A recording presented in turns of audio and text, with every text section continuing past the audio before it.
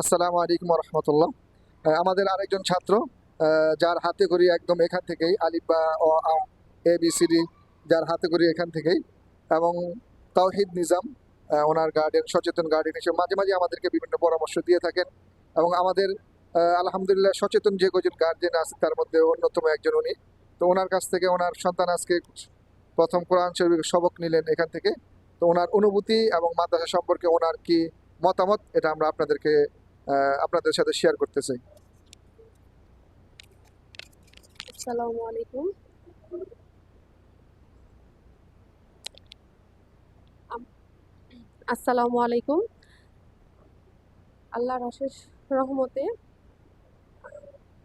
হুজুরদের আহ, যত্নশীলতা, তারপর তাদের আন্তরিকতার, বাচ্চাদের প্রতি স্নেহশীলতা, দায়িত্ববোধ থেকে আমার বাচ্চা আজকে কোরআন সবক নিয়েছে। আল্লাহর কাছে হাজার হাজার শুকরিয়া জ্ঞাপন করি যে আমার বাচ্চা কোরআন নিতে পারছে। আমার বাচ্চা এরকম একটা ছিল যে খুবই চুপচাপ একটা বাচ্চা ছিল।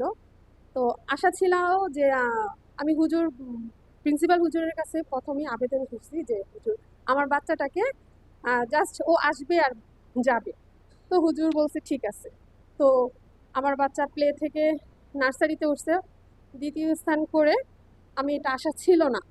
তো আমার বাচ্চা এতটাই ইমপ্রুভ হয়েছে যে কি বলবো, আল্লাহর হয়তোবা অনেক রহমত ছিল আমার বাচ্চার উপর। আর হুজুরদের তো দায়িত্বশীলতা ছিল।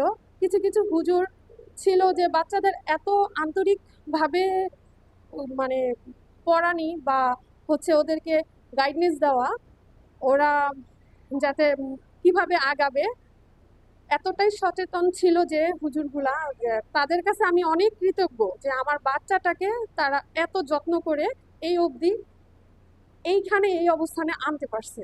তো আমি তো হুজুরদেরকে মানে কি বলে ধন্যবাদ বলবো না, মানে কি বলবো, আমি আসলে ভাষা হারাই ফেলতেছি যে আমার বাচ্চাটা আম, খুব এই পর্যন্ত আসবে আমি আশাই রাখি নাই যে আমার বাচ্চা আসবে, যাবে, খেলবে। এটাই ছিল চাওয়া। তো আল্লাহর কাছে শুক্রিয়া যে না, আমার বাচ্চা একটা স্থানে আসতে পারছে। তো হুজুরদের কাছে আমার একটাই কৃতজ্ঞতা স্বীকার করতে ইচ্ছা করে যে হুজুর আমার বাচ্চাকে খুব যত্ন করে এই পর্যন্ত না যত্ন করলে আসতে পারতো না। তো আমি তাদেরকে মানে কি বলবো, বলার ভাষা নাই। তাদের অনেক আন্তরিকতা আছে এখানে, না থাকলে হতো না। তো আবারও বলি, বড় হুজুরেরও একটা ইয়ে আছে আমার বাচ্চার উপর, একটা স্নেহের হাত আছে বলেই এখানে আসছে। তো দারুল ইনসান মাদ্রাসাটা খুব ছোট থেকেই আমার বাচ্চা এখানে। তো তো আমি ওনাদের ধীরে ধীরে বড় হওয়াটাও, মাদ্রাসা বড় হওয়াটাও আমি কাছ থেকে দেখেছি।